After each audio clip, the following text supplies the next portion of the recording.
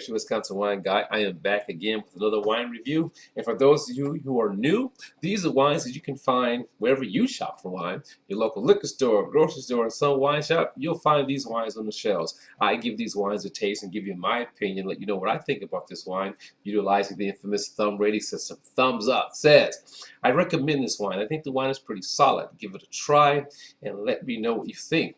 3/4 goes two ways.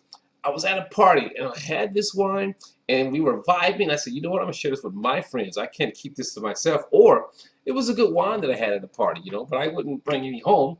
Halfway says, ooh, you know, something about that wine was out of balance, you know, and I'm gonna tell you what it was for me. Doesn't mean that you won't like it, but I'm gonna tell you what it was for me about that wine. Thumbs down says, done. Doesn't work. Again, these are my opinions about the wines.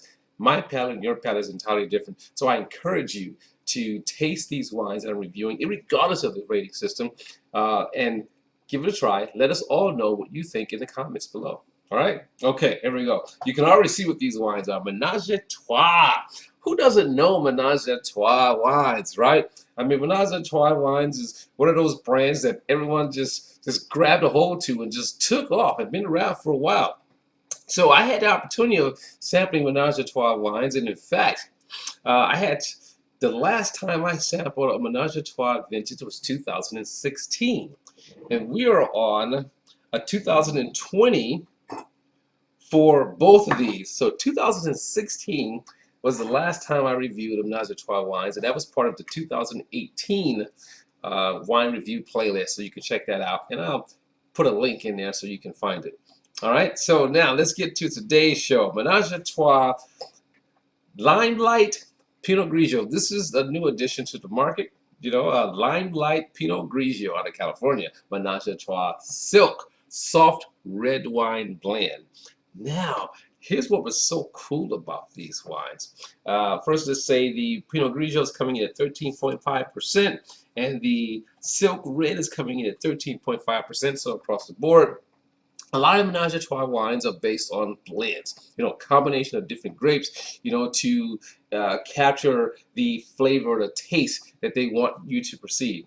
All right, so the Pinot Grigio I found very interesting because not only does it have Pinot Grigio, it has a grape called French Colombard, it has Muscat, it has Riesling in it, right? You know, and it also has Chenin Blanc. You know, so this is a very interesting blend, but the predominant grape is going to be Pinot Grigio, with all of those other grapes playing supporting cast. Inside of the Silk Soft Red Wine Blend is going to be Pinot Noir taking first, Malbec taking second, and one of my notes here, oh, Petite Sirah rounding out third. You know, I don't recall what the grapes were in 2016 if the blend was the same. So it'll be interesting for me to go back and look at that. So there you have it. You can find these retailer price anywhere from $7.99 to $9.99 depending on your market. So let's give it a taste, shall we? All right. So the Pinot Grigio screw cap. I know what you're saying. Some of you are out there. Oh my gosh, screw cap. He seems so excited. But here's the deal. From a retail owner, former retail owner perspective, screw cap wines, I have to worry about laying them down. I could set those up, lay them down. It didn't matter. Everything was going to be kosher cool as long as the temperature of the store was set right, right? Because if the wine is bad, it went in the bottle that way. And Hades Corker, because obviously this was a cork wine. Hades Corker, keeping this wine fresh. Look at the colors of those two wines. So let's set the glasses in view. All right, you can still see the wine. Set the glasses in view here. So we have the Pinot Grigio. I mean, I'm very curious as to the combination of these grapes in this wine, you know, to be able to showcase this to you. So we have, when you look on the white paper, we have like a clear wine. When you look at it here, we have subtle, let's get away from that green. We have subtle, look at that. It's very clear to you, but it's like a very, very fine yellow color there, all right, like yellow hues, you know, so very, very clear looking, you know, for this particular wine here, coming from, you know, those type of grapes are going to give you that color. Now for the red, all right, take that color on the background here. For the red, we have deep purple ruby going on here, right? I mean, we got Petite, Sirah, we got Malbec. You know, even though that Pinot Noir is leading the pack, but those other two grapes produce pretty dark wines. You know, so it definitely shows here in this wine. How beautiful. Now again, it's white to red, but even though it's white to red, again, I like tasting wines, the same wines from the same winery, because you get that idea of consistency in the making of their wines. No matter if it's white and red or all reds or all whites.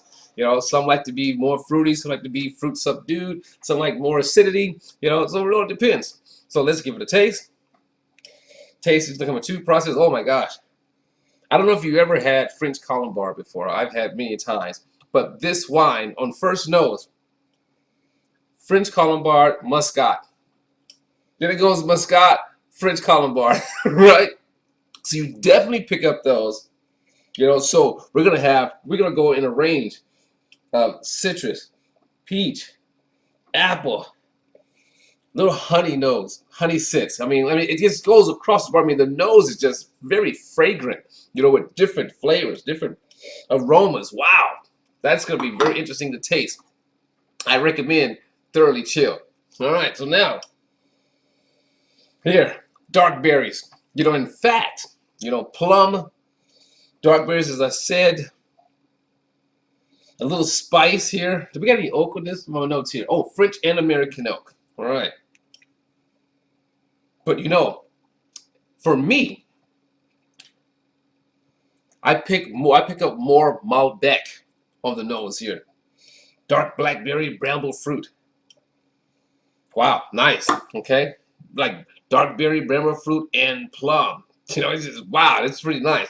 Pinot Noir, you know, maybe it's gonna be more that Pinot Noir in the taste, since Pinot Noir, you know, leads the whole pack. So let's give it a taste. First set for me is gonna be rinsed. You know, I want to make sure that there's acidity, whether red or white, that it's a lively wine. It's gonna pique my interest on each and every sip. Here we go.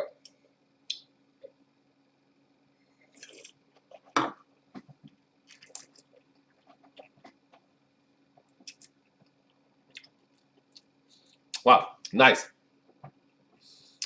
Not killer acidity, but the acidity is there. I mean, very well blended in. Wow, not too bad.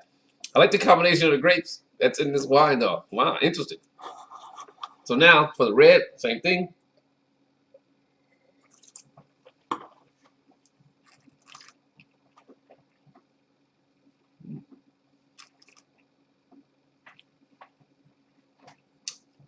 Wow.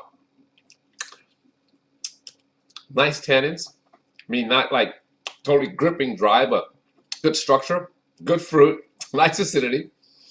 Wow, not too bad. So I got the alcohol is at 13.5 and 13.5. I remember saying that. Now, this is going to be very interesting, going back to the white after coming from the red and vice versa, right? Okay, let's see how it stands up. Now here's for the taste.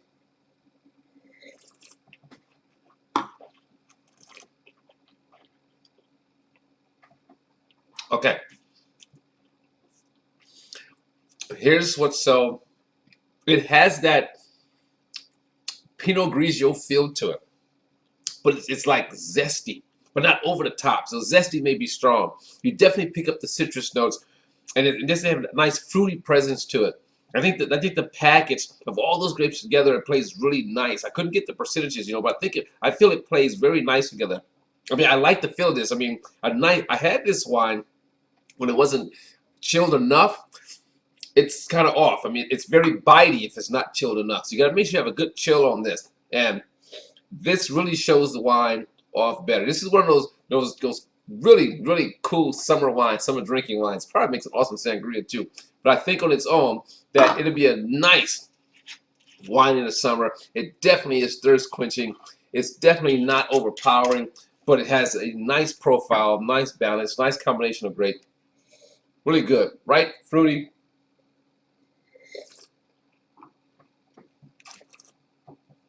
I believe it would appeal to sweet wine drinkers who want something that's nice and fruity. I definitely see this as a sangria. Oh my God. This is really nice, really solid, nice blend. Wow. So now for the red, enough of that, right? You can see where I'm leaning, right? That's for the red. This is going to be interesting because, again, that was my first time tasting that one. New to the market, new to the line. This 2016 was the last vintage. I didn't look at the video. I never look at the videos before I do the tasting of the same wine in different vintage. I always like to look afterwards and see what I thought about the wine before versus the new vintage. Here we go.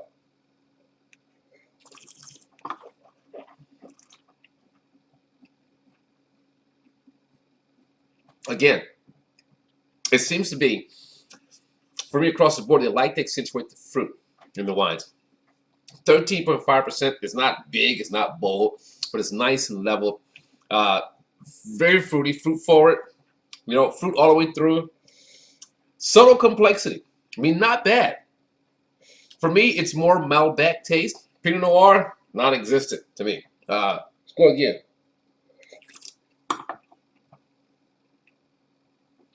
Yeah, for me, Malbec Petite Sirah. Pinot Noir, non-existent. But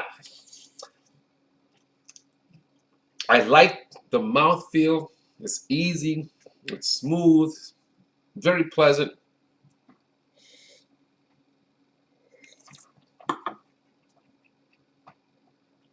It doesn't, it's not going to be like complex like this, but it does have some complexities to it. It does have some levels to it. I'm digging it. All right. So now let's get down to why we're here. For the Pinot Grigio 2020 Limelight Pinot Grigio from California, new to the market, Pinot Grigio blend, Riesling, Chenin Blanc, Moscato, French Colombard.